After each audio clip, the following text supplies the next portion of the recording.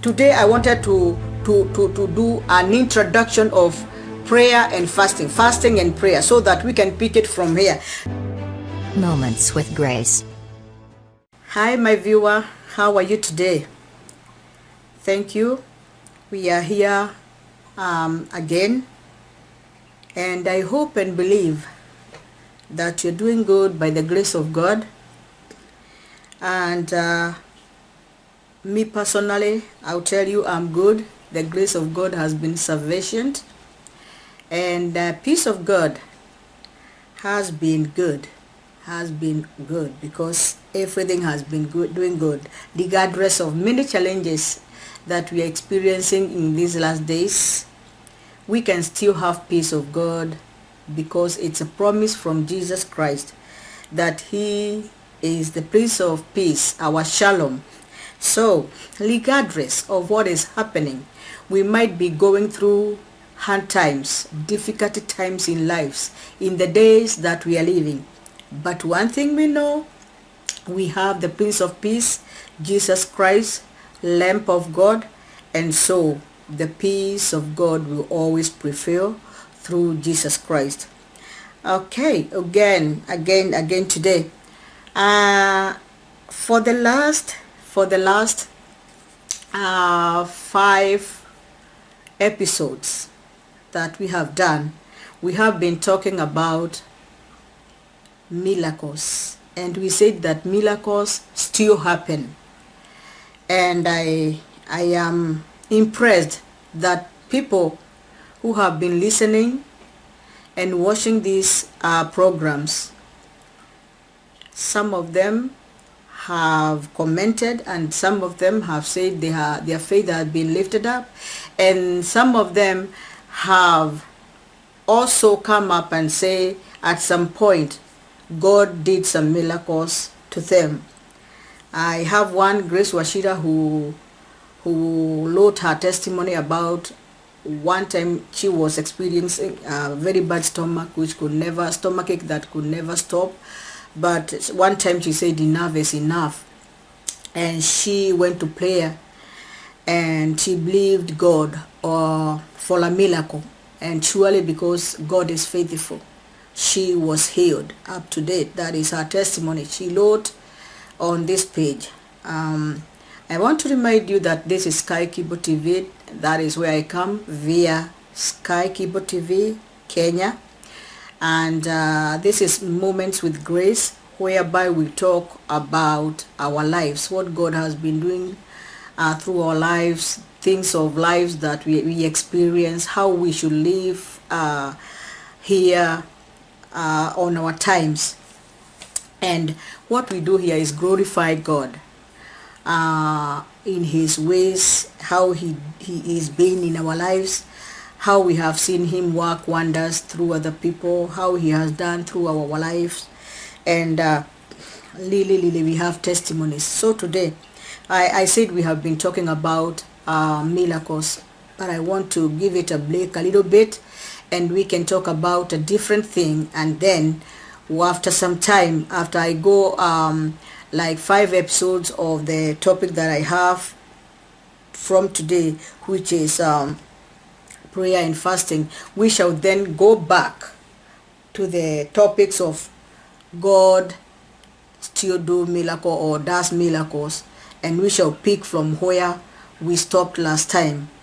If you are a follower of these topics or Moment with Grace, you shall be able to connect that where we stopped about the topics of miracles still happen, and then we stopped there somewhere, and we pick up another topic, which I might go even for again for 5 episodes or 6, depending on how it's flowing, and we can go back again to the miracles. And if the Holy Spirit gives us another thing or reveal to us something else that we can talk about, we can always talk. These Moments with Grace can never end. It can never come to an end, because the Holy Spirit of God is always reviewing new things that we can always talk about, and that can build us in the faith that we have been given by God. And I would also request that you go there, subscribe for this topic. It is Sky Kibo TV Kenya, and the program is Moments with Grace, and I am so delighted. I am so humbled that people have been subscribing. Since we started, we have raised our subscription, and please, my viewer, always go there and subscribe. You know what? When you subscribe, go hit the bell. The reason why you should hit the bell is because anytime a new topic is coming, you shall be notified. And every time you subscribe, you are adding us more value, and all the glory will come will go to God. And you know what? When you stretch your hand to give, God will always stretch his hand to give you. So when you go there and subscribe for us, God will also turn your life around, and you shall be blessed, because we always talk blessings towards you. Hallelujah. Thank you for the people who have subscribed. Thank you for those who share. Thank you for your likes. You are wonderful people. Thank you so much. So I want to start today. For the next few minutes or 15 minutes, I'll talk about prayer and fasting. And I will start by saying that I know I like my notes, because a wise person will always like notes, because you don't want to keep on talking, and you don't have an order. So every time I like my notes, because I want to go, I want to break through, I want to go to the river. So I like my note, I keep my notes. So I have something here. I'll start by saying the topic is prayer and fasting, which is a very important topic, because we need this. Fasting was an expected spiritual discipline in both the Old and the New Testaments. In fact, we see examples of fastings in the Bible from significant biblical figures. Moses, for example, fasted at least two recorded 40-day periods. So we see in the Bible, Moses fasted at two different times for 40 days. And if you want to go and confirm this and lead for yourself, you can always go to Deuteronomy 9 verse 18 and 19, and you can also go to Exodus 34 and 28. Jesus also fasted for 40 days and nights. Jesus also fasted for 40 days and nights. That is Matthew 4 and verse 2. So we see these are significant figures. Moses and Jesus, we know it was the intervention of God. This was supernatural. It was not something that could happen by human.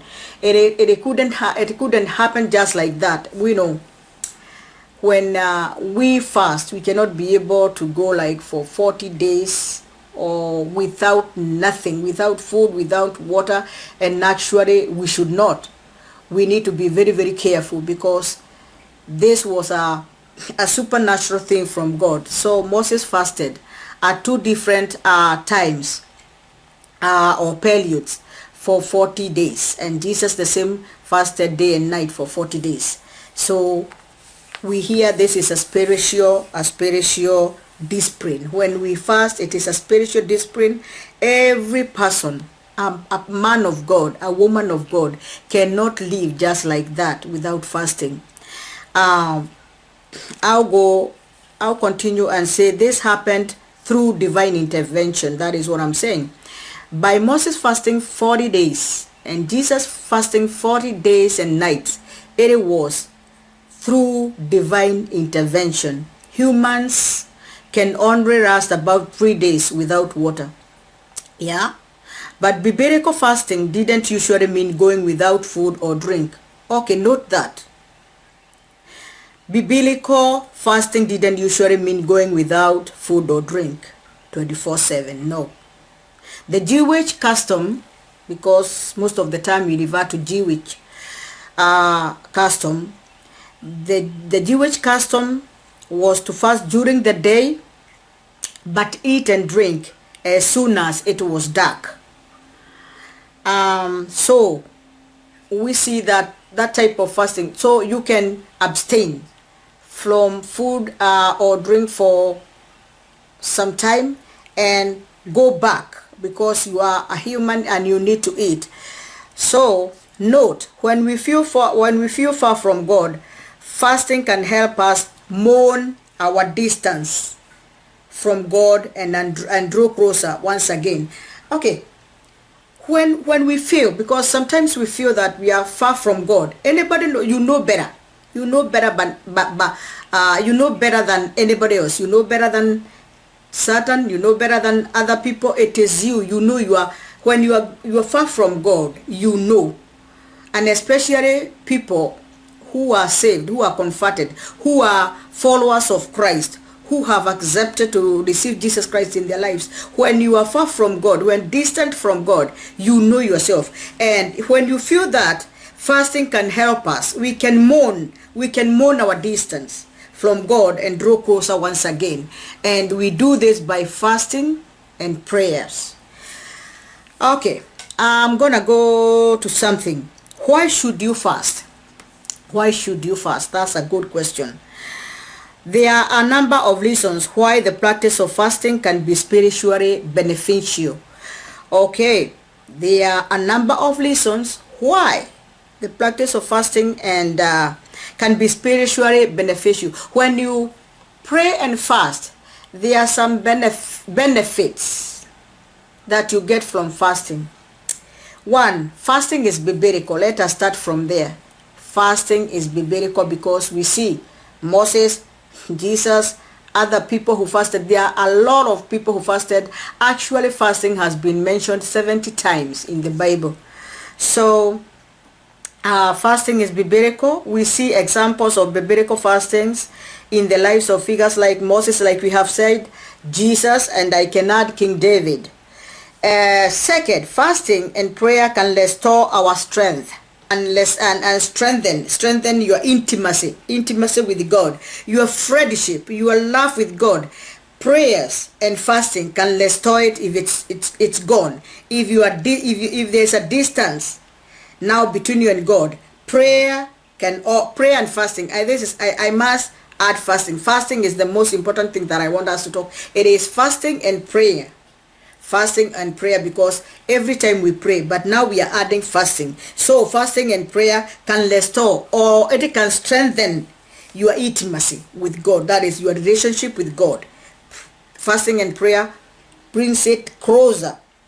Many long time Christians find that fasting helps them rediscover themselves, rediscover their first love for God again. Yeah. It's like sometimes you feel like my love to God is not anymore. I feel like I'm solo. I feel like I'm not praying. I feel like I don't read the word anymore. I feel like I don't even want to fellowship with other people. You need to go for fast and prayer so that you can restore, so that your intimacy with God can be restored. So the first love, the first love that you had, the first love that Paul was talking about to the churches, that where did your first love go? When you got saved, when you received Christ, you started with a very great love to God. You loved God. You used to go for fellowships. You used to go to church. You couldn't skip. You used to go for prayers. You used to testify. You used to stand up, sing for God. But it's no more. Something has gone haywire. Like you're not doing it anymore. So there's a distance between you and God. So you can always bring back the first love through fasting and prayer. And another thing is that fasting is a way to humble yourself. You can still be in good intimacy with God, with good relationship with God. you still love God, you're doing good in this in your salvation, in the kingdom of God, you are active, but still you want to humble yourself. So when you fast, when you take your days, when you take your time, when you skip something that you like very much and you don't do it, it's a way of humbling yourself. So we see this these things are very good, like it's a way of humbling yourself. So it's very, very, very good in the sight of God. It is humbling yourself in the sight of God. And if you want to see such a prayer, David at some point he prayed such a prayer of humbling himself, and this is from Psalm 35 and 13. And yeah, you can always go to Psalms 13 if you want to pray a prayer of humbling yourself. It will direct you of how you can pray those prayers of humbling yourself to God. We have Ezra 8:21. King David said, I harbor my soul with fasting. I harbor my soul with fasting. So you might be doing well. You know your relationship with God is good. You know you are doing what you're supposed to do, but you still need to harbor yourself. So that was a very good introduction, and today I wanted to do an introduction of prayer and fasting and prayer, so that we can pick it from here. That is episode 1. So I just did an introduction, and the next episode now we shall continue. There shall be many episodes. We shall talk about fasting until we exhausted, like we did in the times of the miracles still exist. So for now, I'll leave this there, and I hope that you're gonna pick up with me so that we can work together. Don't miss these episodes so that we can flow together. And until the next episode, may God help you, and may God love you, and I love you. Thank you so much. God bless you.